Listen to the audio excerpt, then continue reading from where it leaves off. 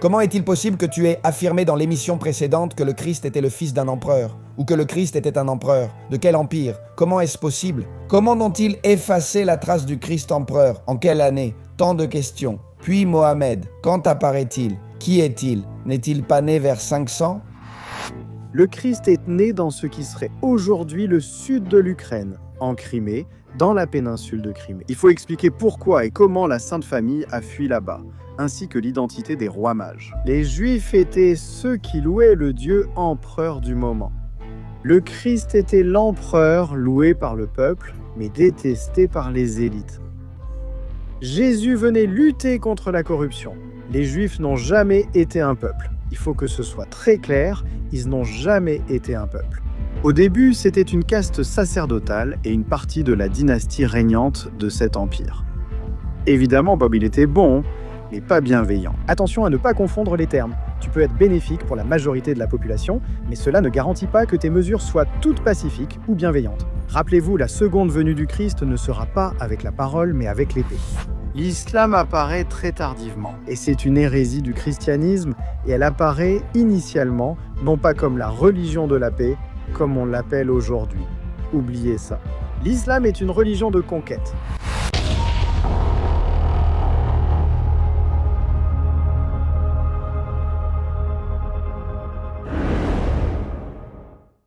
Bonsoir à toutes et à tous et bienvenue dans la deuxième partie d'un podcast qui a eu énormément d'audience. Il a reçu énormément de commentaires, aussi bien de soutien que de la part de détracteurs. Nous avons ici l'historien qui nie que l'histoire est telle qu'on nous l'a racontée. Et il ne le nie pas d'un point de vue pseudo-scientifique, mais il le fait avec beaucoup d'informations et il développe assez bien sa ligne de pensée. Et aujourd'hui, non seulement nous allons répondre à certaines questions qui ont été posées dans les commentaires, mais nous allons aussi faire le lien entre toutes ces questions qui sont restées sans réponse. Bonjour Michael Barberian, ravi de t'accueillir ici. Comment vas-tu?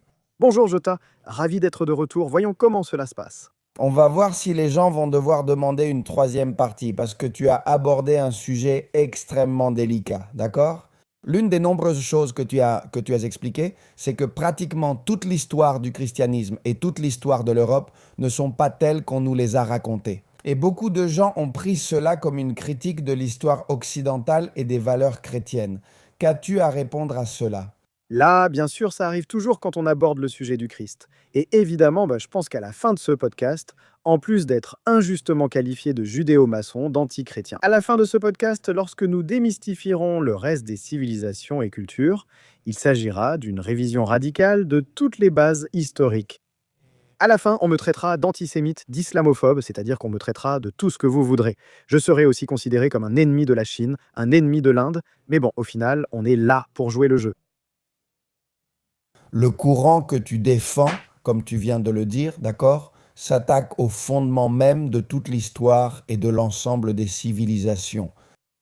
Effectivement. C'est-à-dire, ce que les gens doivent comprendre, c'est ce que nous avons déjà dit dans l'autre podcast, que l'histoire en tant que telle n'est pas, disons, une science.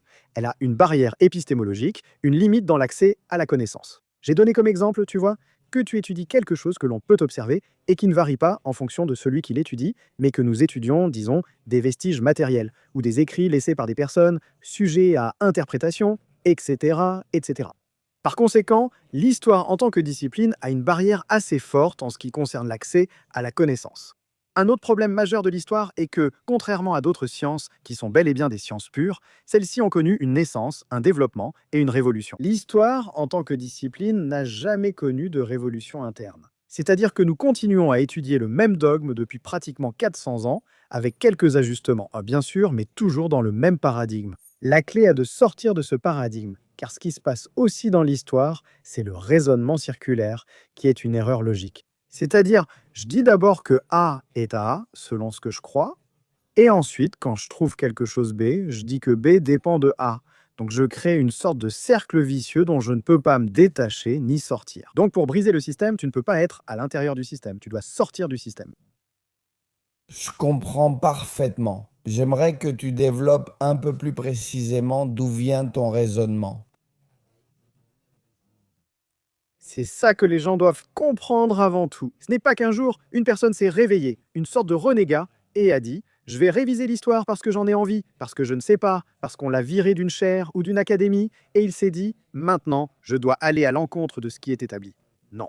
En réalité, ce révisionnisme scientifique de l'histoire découle purement de quelque chose de fortuit, c'est-à-dire une découverte fortuite qui a ensuite permis le développement de ce courant. Parce qu'évidemment, une personne quiconque se consacre à la science, surtout aux sciences pures, lorsqu'elle se heurte à un problème, doit tirer sur le fil, elle ne peut pas s'arrêter là. C'est-à-dire, un mathématicien ne peut pas s'arrêter à mi-chemin tant qu'il n'a pas résolu l'équation, il doit la résoudre. Donc, cela vient en réalité d'un problème de mécanique céleste, plus précisément d'un problème appelé la seconde dérivée de l'élongation de la Lune, qui caractérise l'accélération. Je t'ai apporté ici quelques petits papiers assez intéressants. Vous allez les voir à l'écran? Effectivement, c'est-à-dire, ce que tu vois en haut, c'est ce qu'on appelle l'élongation, qui est c'est l'angle entre, par rapport au Soleil, l'observateur sur la Terre, et une planète, ou dans ce cas la Lune, c'est-à-dire, c'est l'angle qui se forme dans le champ de vision, d'accord? Ça, c'est l'élongation. Et la seconde dérivée caractérise l'accélération. Cela a posé problème car dans les années 70, Robert Russell Newton, à ne pas confondre avec Isaac Newton, n'a aucun lien avec lui. Il faisait des recherches, cartographiait la carte céleste, et pour ses propres analyses, l'université Johns Hopkins et d'autres institutions aux États-Unis. Et donc il a dit « Je vais me référer à une source ancienne, très ancienne, considérée comme le chef-d'œuvre de l'astronomie, qui est l'Almageste de Claude Ptolémée. Supposément, au début de notre ère, il y a près de 2 millénaires, non? Un peu moins. Et il a dit, je vais regarder les éclipses lunaires, n'est-ce pas? Les informations sur les éclipses lunaires qui se trouvaient dans cette œuvre. Et donc, il les a saisies, les a informatisées, les a calculées, et il a découvert quelque chose. Absolument impossible, selon les données fournies par l'Almageste de Ptolémée. Comme je l'ai déjà dit, une œuvre que les historiens datèrent du IIe siècle, et tout ça. Et qui, soi-disant, ensuite, au fil des siècles, pendant un millénaire et demi, a servi de base à d'autres œuvres astronomiques et aux études de grands astronomes et ainsi de suite. Alors, ce qu'il a découvert, c'est que s'il introduisait les données exposées dans l'Almageste de Ptolémée concernant les éclipses lunaires, cela ne correspondait pas à la mécanique céleste. Et ce qu'il a découvert, c'est précisément le graphique que tu as en main. Si tu regardes, il y a une ligne qui soudainement fait comme un saut, d'accord? Ça, c'est la seconde dérivée de l'élongation de la Lune. Tu vois que ça fait comme un S, d'accord? Cela montre que si l'on considère comme exactes les données qui étaient fournies, Ptolémée, considéré comme l'un des grands-pères de l'astronomie antique et ayant influencé de nombreux astronomes, c'est que la Lune, à un certain moment, commençait à accélérer de façon incroyable, puis ralentissait à nouveau. Bien sûr, Robert Russell Newton a dit « Cela n'obéit à aucune loi de la mécanique céleste, car il y aurait eu de grands cataclysmes, compte tenu de tout ce que cela implique, des marées lunaires et du reste. Il y aurait eu une sorte de phénomène ultra, hyper, méga étrange qui ne sont pas enregistrés dans les sources écrites, ils n'ont pas été révélés. Et pour que cela soit ainsi, pour que la Lune commence soudainement à accélérer puis à décélérer, il aurait fallu qu'il y ait des forces gravitationnelles inexplicables, que, comme je l'ai dit, l'astrophysique ne peut pas démontrer, parce que ce serait absurde, c'est-à-dire cela ne pourrait pas arriver. Alors il a conclu que les données fournies par Ptolémée étaient fausses, et il a écrit un livre qui s'appelle littéralement Le crime de Claude Ptolémée. Crime et non pas la farce ou l'erreur. Parce qu'il dit que grâce ou à cause de Claude Ptolémée, de nombreux astronomes et scientifiques ultérieurs étaient, disons, mal orientés dans leurs études. Claude Ptolémée a rendu un mauvais service à la science astronomique en inventant cela. Alors, qu'est-ce qui se passe? Il a dit « Je n'ai pas trouvé la solution, ces données sont fausses. » Non, je vais soumettre cela à un débat académique. Alors cela est arrivé à la Royal Society de Londres, à la Société royale de Londres, c'est-à-dire un débat de haut niveau scientifique. Alors les gens ont dit « Voyons si nous pouvons le résoudre ». Ils ne trouvèrent pas la solution. Tous pensaient à des observations antérieures à Ptolémée, mais cela ne collait pas. Ils ignoraient ce qui se passait, des calculs rétroactifs trop précis pour que Ptolémée les ait faits lui-même. Alors un jeune mathématicien de Moscou a dit « J'avais déjà entendu dire qu'il y avait une tendance, dont nous avons parlé dans le podcast précédent, à raccourcir l'histoire, à la compresser, n'est-ce pas? Essayons de rassembler toutes les données de ces éclipses, d'accord? Les introduire en utilisant tous les calculs modernes et tout le reste, mais en oubliant les dates prédéfinies, c'est-à-dire essayons de laisser le calcul informatique situer ces éclipses sans que nous lui disions à peu près à quelle époque elles doivent se trouver. Que s'est-il passé? Toutes ces éclipses étaient réelles. Effectivement, c'est-à-dire en nous détachant de tout ce que nous savons de l'histoire, voyons où ces éclipses pourraient s'accorder uniquement avec le calcul mathématique. Les solutions sont exactes, parfaites, et toutes les éclipses, c'est là que je te montre, regarde la différence. C'est-à-dire, en haut, tu as le sceau, et en bas, tu as la version corrigée. Le sceau disparaît et une constante apparaît, mais si tu observes bien, c'est tout ce qui précède l'an 1000 environ qui disparaît. Approximativement. Approximativement, c'est-à-dire que toutes les éclipses que Ptolémée aurait soi-disant observées, que certains disaient pouvoir être encore plus anciennes, en réalité, elles correspondent à ce qui serait le Moyen Âge. Alors, le graphique devient une constante. L'étrange effet du sceau disparaît, et c'est ainsi que ce mathématicien russe de Moscou a résolu l'un des problèmes de mécanique céleste les plus importants du siècle dernier. Et cela, logiquement, a amené ce mathématicien à dire « D'accord, mais je ne peux pas m'arrêter ici ». Si une source aussi, entre guillemets, bien datée par les historiens, que l'Almageste de Ptolémée, qui était censé être solidement ancré sur l'axe temporel, qui était censé être bien connu de tous. Si cela donne ces résultats, et que tout peut être redaté, qu'en est-il des autres documents avec des données astronomiques? De plus, qu'en est-il de tous les documents historiques eux-mêmes qui forment la base de notre connaissance historique? Et logiquement, lui, un mathématicien en dehors du domaine de l'histoire, sans aucune animosité envers l'histoire. Contrairement à ce que beaucoup de gens peuvent y penser, parce que sinon les gens ne savent pas expliquer pourquoi quelqu'un décide de tout revoir depuis la base, il a simplement dit « Je suis tombé sur un problème et je vais essayer de le résoudre complètement, mais je ne peux pas m'arrêter, je dois tout revoir. Si j'ai obtenu ces résultats avec une seule source, que donneront les autres? C'est la question qui s'impose. » C'est là qu'est née la tendance du révisionnisme scientifique que je diffuse, qui est la nouvelle chronologie qui se développe depuis la fin des années 70 jusqu'à aujourd'hui. D'accord? C'est un courant fondé, comme évoqué dans le précédent podcast, essentiellement sur les statistiques mathématiques et l'astronomie. Les statistiques mathématiques, dont je vais aussi te montrer beaucoup d'exemples maintenant, semblaient très austères, très arides, telles que je les ai expliquées, parce que je les fais très rapidement. Comme je l'ai déjà dit, c'est assez dense, c'est assez difficile à comprendre. Mais disons qu'en résumé, le résumé rapide est que l'histoire est bien davantage de l'histoire écrite. Cela n'a rien à voir avec la préhistoire, d'accord? Ni rien, ni les dinosaures, car cela conduit à des élucubrations étranges. Non, nous parlons de l'histoire écrite de l'humanité. L'histoire, pour que les gens comprennent, débute quand l'être humain a commencé à écrire. À écrire et l'État, deux éléments essentiels.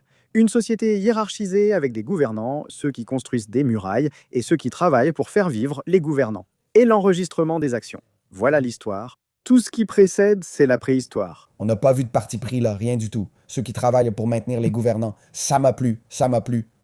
C'est la nature de l'être humain, non? Ce sera toujours comme ça.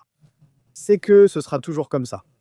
Mais bon alors, ce courant dit qu'il faut tout revoir à la base. Il propose une série de méthodes mathématiques indépendantes qui n'ont aucun biais préconçu issu des idées historiques. Dans le podcast précédent, j'ai brièvement expliqué les méthodes, dont la plus marquante, les images que j'ai apportées. Tu te souviens de ce que tu as dit? Alors, l'Antiquité et le Moyen-Âge, c'est la même époque. Je t'ai dit oui. Donc, l'une des méthodes était la comparaison dynastique. De longues chaînes de dirigeants se sont succédées au fil du temps, d'accord? Elles sont absolument identiques dans leur graphique de volume, c'est-à-dire les années de règne et de succession, à d'autres chaînes de dirigeants d'époque et de pays différents, d'accord? Et maintenant, où est-ce que je veux en venir? Eh bien, après avoir fait tous les calculs, il existe une, disons, probabilité de certitude en physique et en sciences des particules qu'on appelle 5 sigma. D'accord? D'accord? C'est le minimum acceptable pour que quelque chose ne soit pas considéré comme un hasard. Eh bien, la probabilité de coïncidence fortuite, c'est-à-dire que ce que je vais te montrer maintenant soit purement le fruit du hasard, la probabilité est entre 100 et 1000 fois inférieure à cette, disons, probabilité minimale acceptable dans la science des particules et en physique. Je vais te donner un exemple. Il est plus probable que tu gagnes, c'est-à-dire, pour que vous compreniez tous l'exemple concret, c'est 1000 fois plus probable que tu gagnes à la loterie de Noël en jouant seulement un seul billet que ce que je vais te montrer. Tu as 1000 fois plus de chances de gagner à la loterie avec un billet que ce que je vais te montrer soit une coïncidence. On y va ou quoi? On y va, on y va. Regarde par exemple, ici tu as, pour que tu vois, le royaume d'Israël selon la Bible et un biais de l'Empire romain principalement d'Orient des 4e et 2e siècles.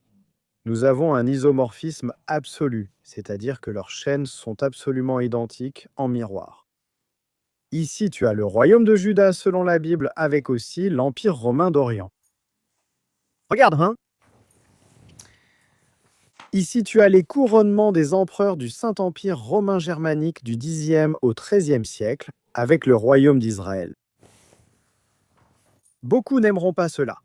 Comment des empereurs allemands pourraient-ils être les doubles des rois de Juda, ou l'inverse? Les Juifs et les Allemands ne se sont jamais vraiment entendus. Voici le Saint-Empire romain germanique et le royaume de Juda. C'est juste pour que tu y jettes un coup d'œil. Ensuite, bien sûr, je te le donnerai pour que tu l'aies. Ceci est une duplication interne au sein même de l'Empire romain.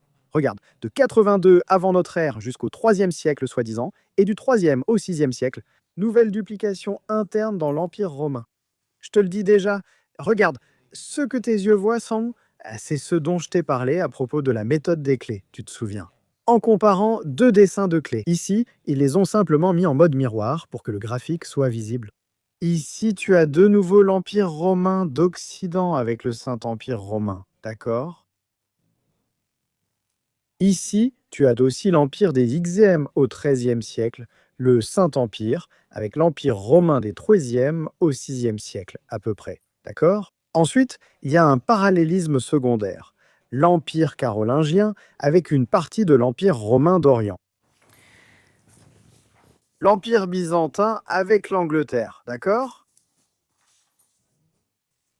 L'Empire, et c'est ici qu'on arrive plus ou moins au point de savoir si c'est vrai. Tu te souviens que je t'ai dit que la brèche était le XVIe siècle? En même temps que tous ces doublons, le Saint-Empire romain germanique lui-même, des Xe au XIIIe siècle, est un doublon de l'Empire des Habsbourg du XIIIe au XVIe siècle. D'accord?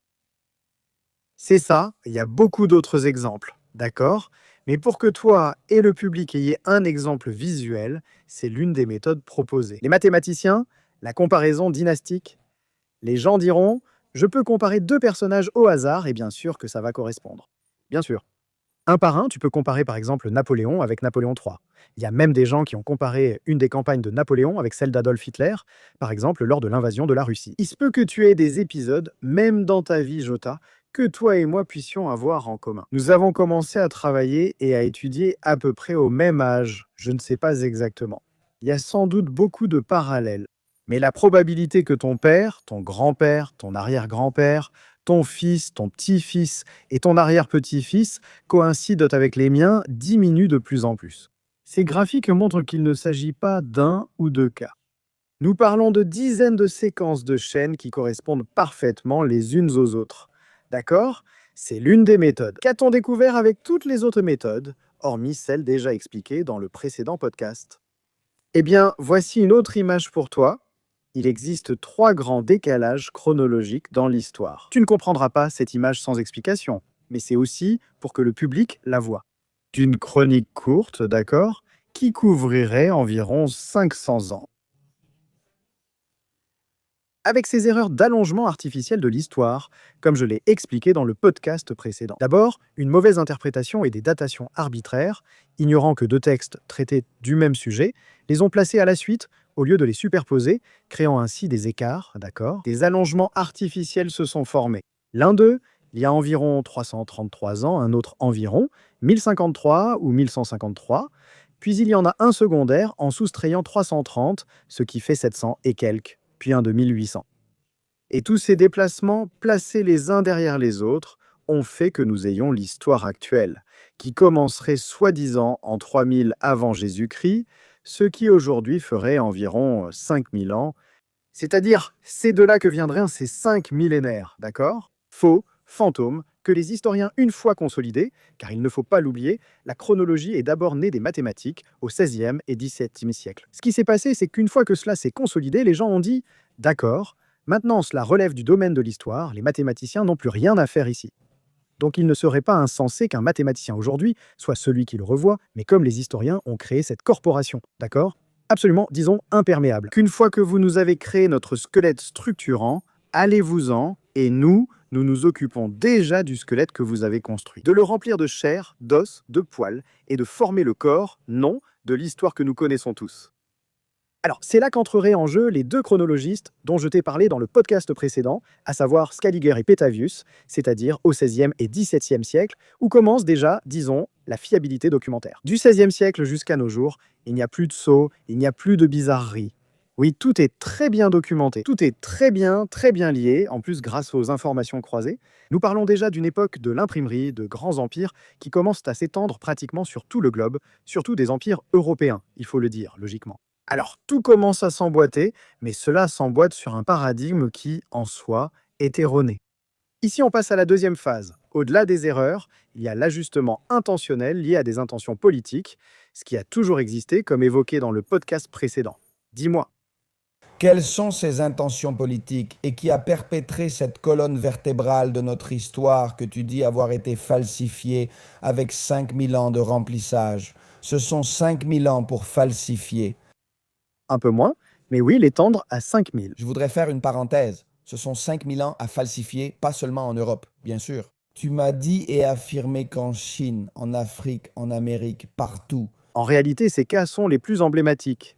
Les gens pensent que certaines civilisations pourraient, d'une certaine manière, démentir ce révisionnisme, car la critique habituelle est que l'Europe est toujours prise comme référence. Et l'Égypte, la Mésopotamie, la Chine, l'Inde, ce sont les plus emblématiques. Qu'en est-il de... C'est complètement fou. C'est-à-dire, avant, si tu veux, de passer aux intentions de la falsification, prenons quelques exemples de l'Égypte, de la Chine et d'autres. Commençons par l'Égypte. Tout cela pourrait faire l'objet d'un podcast entier, point par point, mais je vais essayer de résumer au maximum. L'Égypte était un pays absolument inconnu jusqu'au XVIIIe siècle. C'est à ce moment-là que les troupes napoléoniennes y arrivent. D'accord? Absolument inconnu.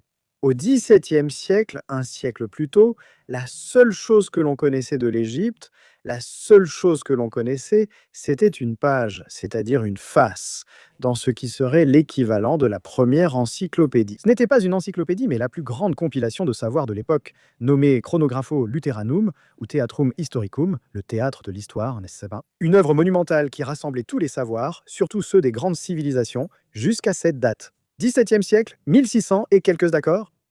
Une réédition a suivi au début du XVIIIe siècle. La seule chose qu'on savait de l'Égypte, c'était une page, une face. C'est comme si tout ce qu'ils savaient de l'Égypte à cette époque tenait sur une seule face. Eh bien, il y avait écrit ceci. C'est une civilisation. Logiquement, tout était lié à l'idée préconçue des Saintes Écritures. Parce que c'est aussi très important de le souligner. L'allongement de l'histoire et tout, et disons l'enchaînement, l'union, disons, l'annexion. Oui, l'annexion, l'adhésion de toutes ces anciennes civilisations. Cela a été fait en essayant de faire correspondre le récit biblique. Et l'idée que chaque année, parce que selon la scolastique, chaque année de la création représentait 1000 ans et ainsi de suite. Idée purement théologique liée à la philosophie aristotélicienne appelée la scolastique. Ensuite, ils ont essayé d'unir toutes les civilisations. Et logiquement, si cela ne correspondait pas, comme je l'ai déjà dit, grâce ou à cause de ces erreurs chronologiques. Comme cela ne correspondait pas au Moyen Âge, ils les ont repoussés vers le passé. Et c'est là que, comme je le dis, ont commencé à apparaître toutes ces civilisations artificiellement rallongées et qui n'ont aucun fondement. Les premières à parler de l'Égypte, comme je l'ai dit, c'est au XVIIe siècle, très peu. Les Français arrivent au XVIIIe siècle. D'accord, les découvertes commencent. Napoléon, là, n'a pas vraiment, disons, il a quelques victoires par-ci, par-là. L'Égypte des Mamelouks, qui était supposément, disons, une caste militaire qui gouvernait là-bas. Ils étaient des descendants d'anciens esclaves. L'Empire ottoman, bla bla bla. Là, il a une série de batailles avec eux, et il y a un moment où l'armée est complètement effondrée, et par hasard, je résume beaucoup. C'est à ce moment-là qu'il trouve, en creusant dans un mur d'un fort, la fameuse pierre de Rosette. Une pierre parfaitement conservée, réutilisée comme matériau de construction dans un fort. D'accord? Il faudrait voir les circonstances de la découverte. Qui par hasard portait soi-disant le même texte écrit en hiéroglyphes égyptiens, en démotique et en grec. Elle a ensuite servi de base à la traduction de tous les hiéroglyphes. Et c'est là que ça devient intéressant. Il se trouve que les hiéroglyphes, avant Champollion, qui est celui qui a officiellement déchiffré la pierre de Rosette, d'accord? Parlons maintenant de ce personnage, il est assez curieux. Il y avait déjà des personnes qui disaient qu'elles lisaient dans les hiéroglyphes. Il y avait soi-disant dans l'Antiquité, d'accord? L'Antiquité tardive, un érudit qui s'appelait Horapollo. Il disait que les hiéroglyphes n'avaient jamais cessé d'être lus et qu'il pouvait parfaitement les lire. La seule différence, c'est que le même flambeau a ensuite été repris, par exemple, par un érudit du XVIIe siècle qui s'appelait Kircher. C'est que là où Champollion lirait ensuite des noms et des batailles et des pharaons. Rappelons que les hiéroglyphes ne sont pas, disons, des lettres, ce sont des idéogrammes, d'accord? Beaucoup les interprètent comme étant des sons phonétiques. Les premiers traducteurs lisaient aussi les hiéroglyphes, mais d'une façon totalement différente de celle de Champollion. Eh bien, ils avaient des phrases comme là où il était écrit Ramsès, qui est un pharaon que tout le monde connaît, non?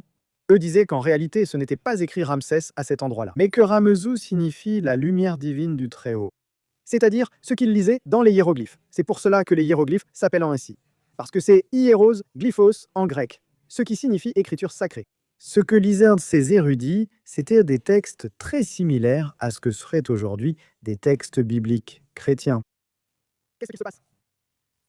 Comme d'habitude, les historiens disent, ils étaient ignorants, fous. Puis Champollion, le professionnel, a déchiffré en comparant les trois écritures. Il faudrait aussi voir sa méthode de traduction, parce que ce n'était pas toujours cohérent, disons, ni le nombre de mots, ni le nombre de caractères. Et le texte en hiéroglyphe ne disait pas exactement la même chose que le démotique, ni que le grec. Sans même considérer la falsification ou la fraude, comme la pierre de Rosette et d'autres grandes fraudes archéologiques, même en supposant que ce soit vrai. Égypte.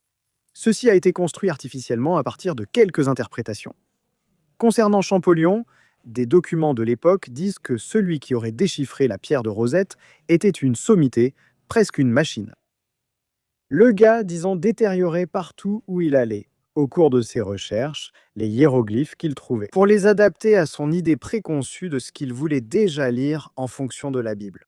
Il y allait, ciseaux à la main, bouchant et détruisant. Lui, non. Équipe, n'est-ce pas?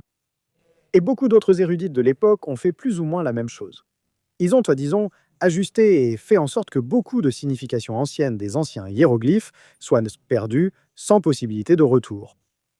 Alors, l'Égypte, et en même temps que Champollion a commencé à traduire et tout ça, lui par exemple était partisan d'une chronologie ultra, hyper, méga longue. Il situait l'Égypte vers 5000 avant Jésus-Christ, bien plus tôt qu'aujourd'hui. 3000 avant Jésus-Christ. C'est-à-dire parce que lui aussi tenait compte des Shemsuhor, qui étaient les compagnons d'Horus, et qui étaient en dehors des listes dynastiques. Et en parlant de listes dynastiques, les célèbres listes de Manéthon, prétendument non conservées jusqu'à aujourd'hui. Ce sont des extraits d'auteurs chrétiens postérieurs dont l'origine et la chaîne de transmission sont incertaines. Nous en reparlerons plus tard. Et en même temps, la liste des rois d'Abydos. Ce sont des bas-reliefs, n'est-ce pas? Qui seraient, soi-disant, de Séti Ier, si je ne me trompe pas. Des bas-reliefs sur des murs que, regarde s'ils sont là, s'il te plaît, pas les dynasties et tout ça. Mais pour revenir au sujet, si tu réinterprètes ces hiéroglyphes comme des épithètes. Et c'est là que je vais prendre un risque, les chrétiens, parce que l'Égypte a été un pays chrétien. L'Égypte ancienne, ça peut sembler un peu choquant, d'accord? Merde, c'est vraiment choquant. Je veux dire, le christianisme primitif. Ces hiéroglyphes, si tu les réinterprètes comme Orapollo ou Kircher. Ce ne sont pas des sépultures de pharaons. Et ces plus de 30 dynasties n'existent pas, ce sont des épithètes, disons des rites funéraires, etc., etc. Ce qui peut parfaitement correspondre à une sépulture de hauts dignitaires. Qui étaient contemporains? Pas l'un après l'autre, successivement. En résumé, c'est comme si tu commençais à creuser. Je simplifie beaucoup, car on pourrait en faire un podcast entier si on voulait détailler. Mais l'Égypte, je le répète, ce qui s'y est fait est une véritable barbarie. On ignorait presque tout jusqu'au XVIIIe siècle, puis l'expédition napoléonienne a débuté. Voyons, dis-moi. Je dois intervenir. Vas-y, interviens. Je ne suis pas un historien de ton calibre. En fait, je ne suis même pas historien, mais je suis passionné d'histoire, d'accord? À l'histoire qu'on nous a tous vendue. Comment peux-tu affirmer que l'Égypte était à peine connue alors qu'en pleine lutte de pouvoir et de transition de la République à l'Empire? À Rome, Marc-Antoine, Jules César ont-ils eu des rencontres avec Cléopâtre? Explique-moi comment ils ont été inventés, car Jules César n'a pas existé. C'est-à-dire... Marc-Antoine et Cléopâtre n'ont pas existé. Mais que, imaginez à celle de... Je raconte des chroniques authentiques, réinterprétées pour échapper à une gamme. C'est-à-dire, si tu veux savoir qui parle de ces luttes que tu mentionnes, va à la source. Quelle source mentionne ces luttes? Tu consultes cette source sans lire son contenu. Commence par une analyse formelle que nous reverrons plus tard. Et l'authenticité documentaire? De quelle année date la source où l'on peut lire des choses sur cette lutte de pouvoir? Et non pas de la date à laquelle les historiens situent l'original présumé qui n'existe pas, mais de la date de la copie présumée ou de l'éditio princeps, c'est-à-dire la première édition imprimée.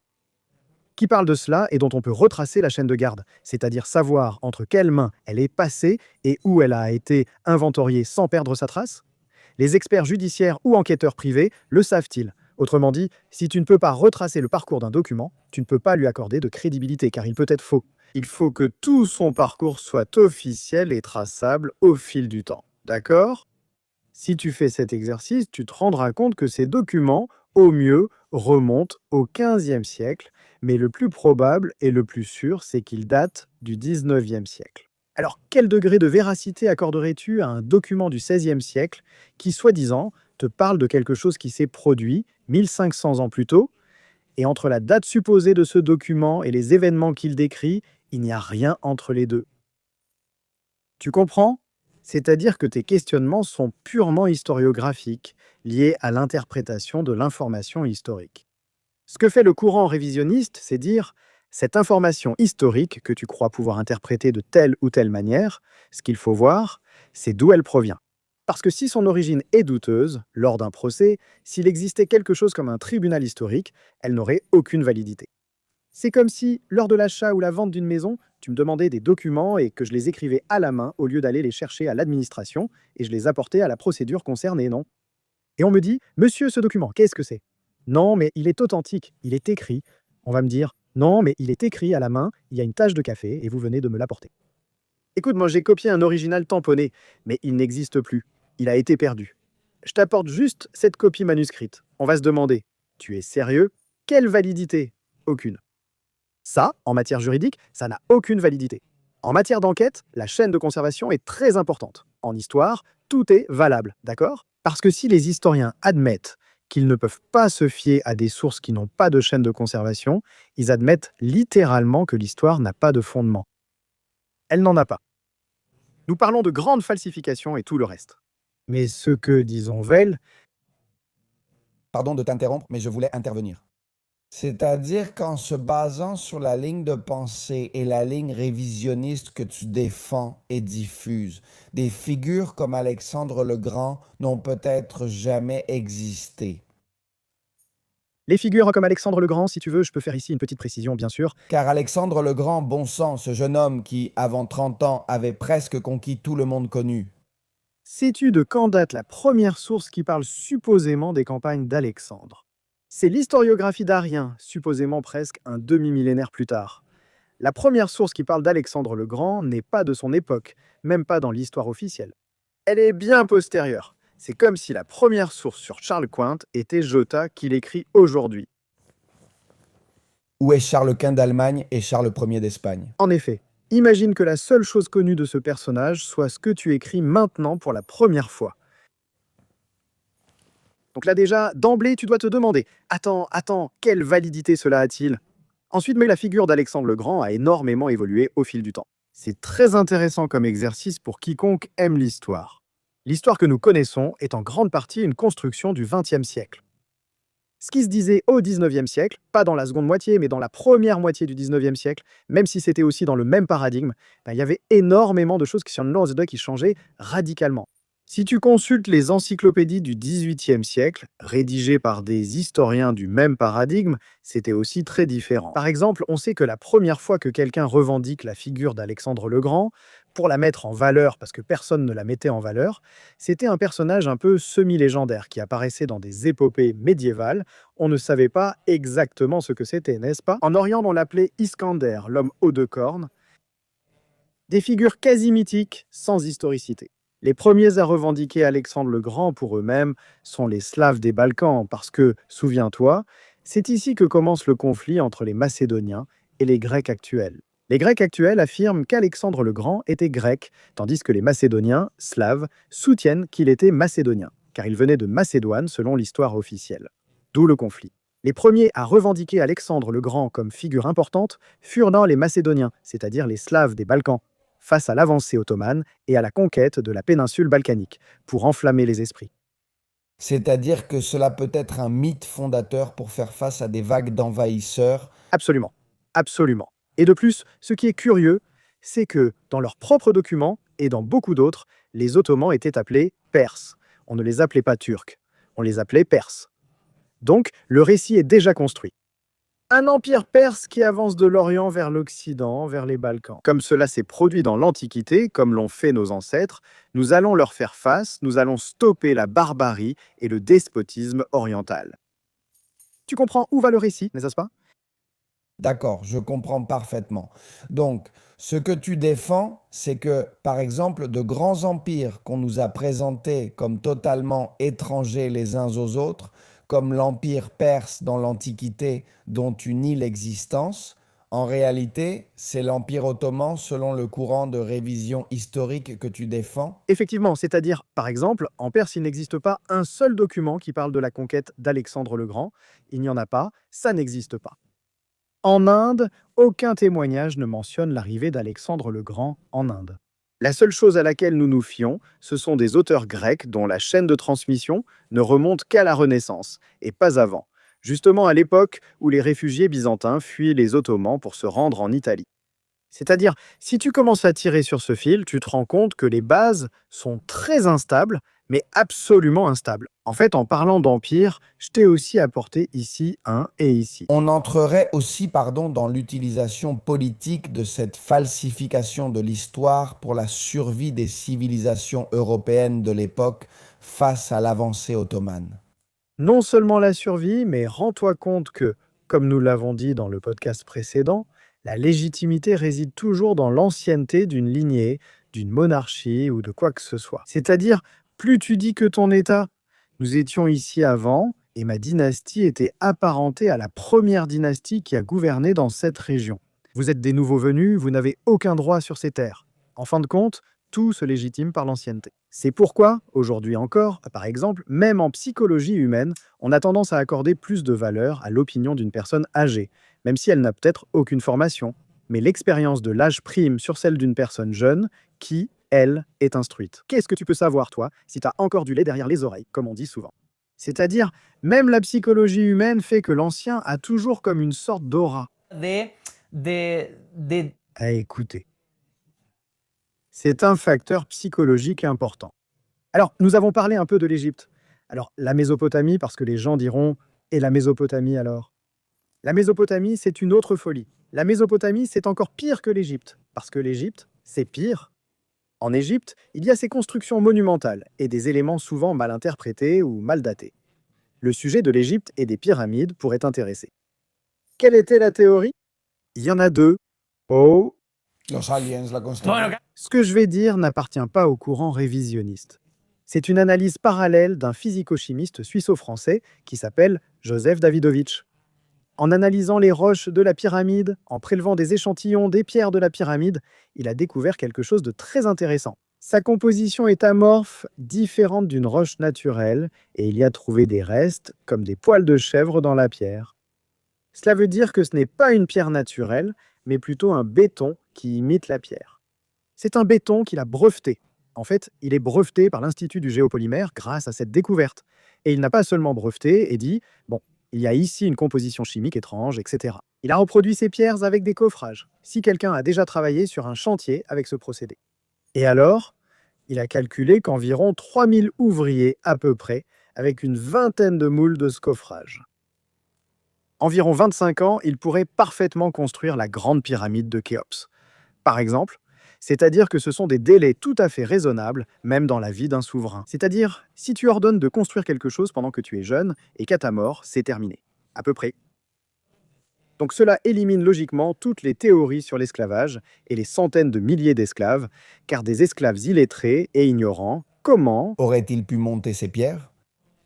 En fait, ce n'étaient pas des pierres. Ah, il les construisait les unes sur les autres. Ce n'étaient pas des pierres à porter. On extrayait la roche de la carrière, puis on la broyait, parfois pierre contre pierre. Au Soudan, on utilise encore des mortiers à bascule où tu places de grosses pierres et les broies en te balançant toi-même. Évidemment, tu broies. Ensuite, l'ouvrier monte Il installe le coffrage. et il y met... Il verse cette roche pulvérisée qui peut être du gravier ou du sable fin. Inutile que tout soit aussi fin que de la farine, cela peut ressembler à un mortier. Ils ajoutaient du limon du Nil, riche en oxyde d'aluminium, ainsi que d'autres substances chimiques présentes en Égypte, près du fleuve. Toutes. Et des chèvres analysées. Tu laisses sécher, tu compactes, tu retires le coffrage et la roche obtenue, à l'œil nu, ne se distingue pas de l'original. Seule une analyse chimique révèle que c'est de la roche artificielle. Visuellement, c'est impossible à distinguer. Il a été scientifiquement prouvé que ce n'est pas un bloc fraîchement extrait de la carrière. C'est absolument prouvé.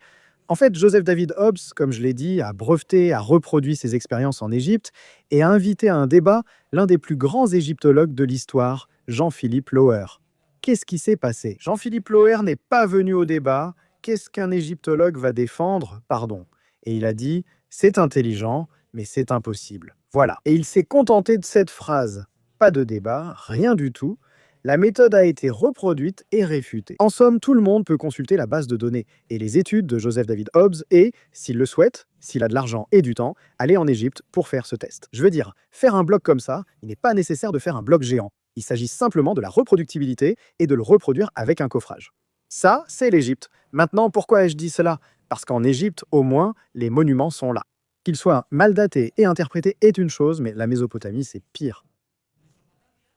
La Mésopotamie, quand on a commencé à la découvrir, ceux qui sont allés fouiller là-bas, ils sont allés directement avec l'intention de trouver les villes bibliques d'Ur, mentionnées dans la vie d'Abraham et Ninive. Ils ne se sont pas demandé ce qu'ils avaient retrouvé. Non, ils voulaient découvrir Ninive, Babylone et Ur. Ces trois villes situées entre le Tigre et l'Euphrate. Ils arrivent là-bas et il n'y a presque rien. Et la seule chose qui s'y trouve ne peut pas être ancienne, étant donné la salinisation du sol. Le sol mésopotamien constitue aussi un argument contre l'origine de l'agriculture en Mésopotamie, qui n'a donc pas pu y naître. Elle a dû être importée avec des connaissances assez avancées en irrigation et autres. On dit que la Mésopotamie est plus ancienne que l'Égypte, même aujourd'hui. La Mésopotamie, première civilisation, est plus ancienne que l'Égypte. L'écriture cunéiforme précède les hiéroglyphes. On possède des dizaines de milliers de tablettes. Ces tablettes sont en argile séchée non cuite. D'accord? De l'argile séchée à l'air libre. C'est impossible. Impossible qu'elles aient survécu avec les conditions, d'abord du matériau lui-même, le support, et les conditions du sol où elles se trouvaient, qu'elles aient survécu 5000 ans. Ce matériau dans ce sol ne pourrait pas survivre plus de 500 ou 600 ans. Ça, disons, c'est une réfutation des tablettes. Mais ensuite, on entre dans le business parce que c'est du capitalisme, messieurs. Dès qu'un besoin apparaît, celui de trouver quelque chose. Quelqu'un dit toujours « je l'ai trouvé, je te le vends ». Le business qui s'est formé en Égypte et en Mésopotamie, en Égypte, vente de fausses momies, vente de fausses statuettes, vente de faux vases, vente de faux sarcophages. Que les experts égyptologues, parmi lesquels le célèbre Heinrich Karl Brooks, un égyptologue d'une immense renommée à son époque, se sont fait refiler 2 sarcophages qu'ils considéraient comme très anciens, et qu'on a pu ensuite démontrer, à cause des horoscopes gravés à l'intérieur, qui datent du XVIIIe siècle. Ils avaient été fabriqués tout récemment, à l'époque du XIXe siècle, c'est-à-dire qu'ils étaient tout neufs. Donc tu vois bien la question du commerce. Et en Mésopotamie, il s'est passé la même chose. Les tablettes et tout ça sont devenus un énorme business. Des dizaines de milliers de tablettes étaient vendues partout. Ensuite, les zigouras, les fameuses, les ziggourats. Tu sais qu'en Égypte, nous avons les pyramides, et en Mésopotamie, nous avons les ziggourats en briques d'adobe. Ces matériaux sont identiques. Impossible qu'ils aient pu être conservés pendant tant de millénaires. En outre, des informations de sources arabes médiévales existent, qu'il faudrait vérifier comme réellement médiévales ou postérieures. Mais admettons qu'elles soient authentiques du Xe siècle. Decían Ils disaient que le cunéiforme, l'écriture cunéiforme, tu sais, celle des tablettes, qu'il ne s'agissait pas d'une écriture morte, ensevelie sous les sables du temps, mais d'une écriture ancêtrée de la sténographie, c'est-à-dire une écriture abrégée. Pour aller plus vite, pour accélérer, comme une sorte de raccourci qui était encore utilisé à l'époque islamique. Le cunéiforme était encore utilisé. Ensuite, en même temps, ces mêmes personnes te disaient que lorsque les fouilles des sites de Mésopotamie ont commencé, ils ont trouvé de nombreux objets qu'ils ne savaient pas comment cataloguer. Parce que, curieusement et de façon très étrange, ils ressemblaient beaucoup à des objets islamiques du XIIIe siècle. Des jarris et assiettes à décor islamique typiques se trouvaient dans ces sites présumés millénaires de Mésopotamie. Tout cela, je dis ça en remontant le fil. Mais ce que je veux qu'il soit clair, c'est que l'Égypte est une chose et que la Mésopotamie, c'est même pire, parce que là-bas, ils sont allés directement avec l'intention de créer une archéologie biblique. Autrement dit, selon les Saintes Écritures, nous devons absolument trouver ici ce qu'elles disent, sans analyser si elles concernent vraiment cette région, si c'est une copie ou une mauvaise interprétation. Blabla, il ne faisait pas référence à cela parce qu'il mentionne des rivières. Donc c'était la zone supposée. Il évoque des rivières, mais il faudrait vérifier si elles ont toujours eu ces noms, s'il a existé d'autres rivières portant ces noms, et à quelle date remonte le canon des Saintes Écritures actuelles, car c'est un autre sujet. Certains demanderont « Et la Chine ? Qu'en est-il » L'un des commentaires salés que j'ai lu l'aborde. La Chine fait s'effondrer cette théorie car elle est indépendante de l'Europe. Et la Chine a une culture et une histoire millénaires. Exactement. C'est ce qu'on te dit. Ce que personne ne te dit, c'est que pratiquement, point numéro 1, toutes les constructions, grandes et grandes fortifications, même la Grande Muraille de Chine elle-même, ne sont pas anciennes. La plupart datent de la dynastie Ming, juste avant la dynastie Qing au XVe et XVIe siècle, puis vient la dynastie Qing, la dynastie Manchoue. C'est là qu'elles commencent à apparaître ou à être restaurées. On dit qu'elles le sont car il faut bien l'expliquer, non ? Toutes ces grandes fortifications, pas un seul observatoire chinois réellement antérieur à l'arrivée des jésuites européens. On affirme que les jésuites ont européanisé d'anciens observatoires, mais aucune trace d'eux avant leur arrivée. Passons maintenant à leur rôle. Oui, les jésuites. C'est fou les jésuites, c'est fou. Mais en plus les Chinois te disent, bon, et l'astronomie chinoise alors ? Il y a plein d'enregistrements dans des documents chinois sur les éclipses, les supernovas, etc. Tout ça, qu'est-ce que ça devient, non ? Très simple, on en revient à la chaîne de garde. Aucun document chinois dont la chaîne de possession est traçable n'est antérieur au XVIe siècle. Et c'est là que les jésuites entrent en jeu, parce que c'est incroyable. Parlons des jésuites. Les jésuites, les gens pensent que c'est le bras armé de l'Église, mais pas seulement au sens militaire, aussi sur le plan intellectuel. C'était de la folie, disons. Ce que faisaient les jésuites, c'était des faussaires professionnels de l'histoire. D'accord ? Pas avec l'intention de falsifier l'histoire, mais comme effet secondaire de leurs propres objectifs géopolitiques. C'est-à-dire plaire à une cour, gagner la faveur de je ne sais quel royaume oriental pour commercer avec eux, pour ouvrir un commerce. Il fallait s'attirer leur faveur, mais il fallait lui donner de l'éclat, assurer la nouvelle dynastie, comme par exemple la Mandchouée, la rattacher à quelque chose de très ancien, etc., etc. Alors, ce que les jésuites ont fait, c'est apporter des connaissances astronomiques européennes, comme par exemple celles des astronomes Tycho Brahe ou Kepler, des tables astronomiques, comme par exemple les tables alphonsines, les tychoniennes et d'autres, ils les ont apportées en Chine. Là-bas, en se basant sur ces tables, ils ont fait des calculs rétroactifs pour créer des éclipses dans l'Antiquité qui n'ont jamais existé, tout comme cela s'est produit dans ce cas, avec Claude Ptolémée, d'accord ? Je te préciserai ensuite la date réelle de ces informations. Par exemple, les éclipses datent de l'an 1000 et au-delà, alors qu'on présente Claude Ptolémée comme ancien. C'est le même cas. Des informations médiévales, voire même plus récentes, ont été apportées en Chine. Là-bas, ces documents ont été créés, prétendument anciens. Puis, à l'inverse, les jésuites sont revenus en Europe et ont dit « Messieurs, nous avons rapporté des documents d'une civilisation très ancienne, d'un royaume très ancien, avec lequel nous essayons de commercer, que nous essayons de gagner à notre cause dans cette bataille commerciale. Les voici. » Par exemple, le célèbre empereur chinois Wang Di, mythique du 3e millénaire avant Jésus-Christ, possède un zodiaque. Ce zodiaque est datable et représente la position des planètes dans les constellations. Si tu oublies toutes les informations que tu connais sur la Chine et que tu les introduis dans le calcul informatique, cela te donne l'année 1725. Donc, ni Antiquité ni rien du tout. D'accord ? Voilà pour la Chine et les jésuites. Ensuite, il y a beaucoup d'autres exemples. Et l'Inde ? En Chine, au moins, il existe des documents, un peu d'archéologie et des fortifications. On peut encore y trouver des éléments. Sans parler, en Chine même, du rôle de l'impératrice Tixi ou Tsuxi au XIXe siècle, où ce qui a été fait là-bas est une réécriture brutale de l'histoire chinoise elle-même, déjà créée par les jésuites. Et ensuite, le rôle de ce qu'a fait la Chine communiste pour ajuster intentionnellement l'ancienneté de sa civilisation. Vous pouvez chercher cela sur Internet si cela vous intéresse. Cherchez le projet des années 90, toi et moi, nous étions vivants. Projet Xiangshanzhou chinois. Voyons comment diable on écrit ça.